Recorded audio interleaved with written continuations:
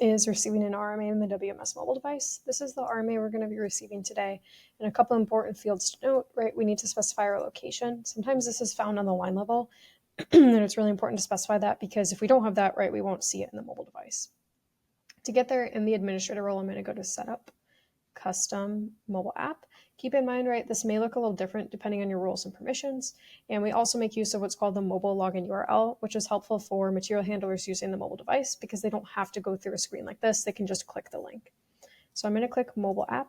It's going to open a screen in a big screen, and it's going to take us to the SCM Mobile App, right? Keep in mind, this might be on, in reality, the screen about the size of your phone. So this is the SCM Mobile App. It's called the Supply Chain Management Mobile App. It's how NetSuite consolidates all the supply chain related apps in one place. So I'm going to click WMS. It's going to bring me to a list of locations. Keep in mind, if your employee is assigned to a particular warehouse location, they won't see this list. They'll only just be allowed to perform activities in the location that they're assigned to. I'm going to click Chicago. And when I do that, I can see all my warehouse activities. So I can perform picking activities, vendor returns, miscellaneous movements, so our bin transfers and inventory status changes, and then receiving. Now, if you've seen our two-step receiving process video, these two buttons are used for the two-step receiving process. I can also receive a transfer order, an inbound shipment, or returns. So we're going to click returns for today. I could type in the RMA number if I know what it is.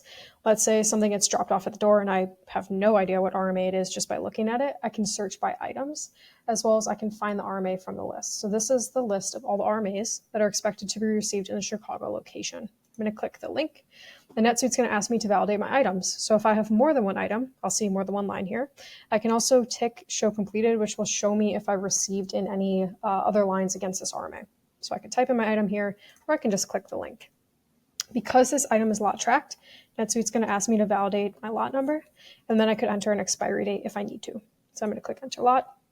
Now, this is where we typically see the use of inventory statuses. So maybe we want to receive all RMAs in a status of quarantine. That way a quality team member can go look at it, determine, right, can we recycle it? Can we put it back on the shelf for another sales order if, nothing has happened to it? Or maybe we need to scrap it. So we can set it to a quarantine status, and then I'll enter the quantity that I'm receiving. And I'll click enter quantity. NetSuite's going to ask me to physically walk over now and drop it off at a bin location. Typically what we see here is maybe a separate zone in the warehouse for receiving RMAs or quality.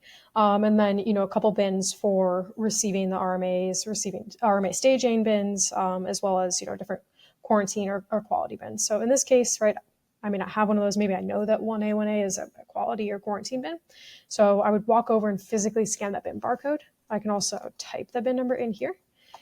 Or I can select it from this list. So when I do that, NetSuite's going to let me know, okay, you've successfully received this RMA. You can look at the receipt details if you want.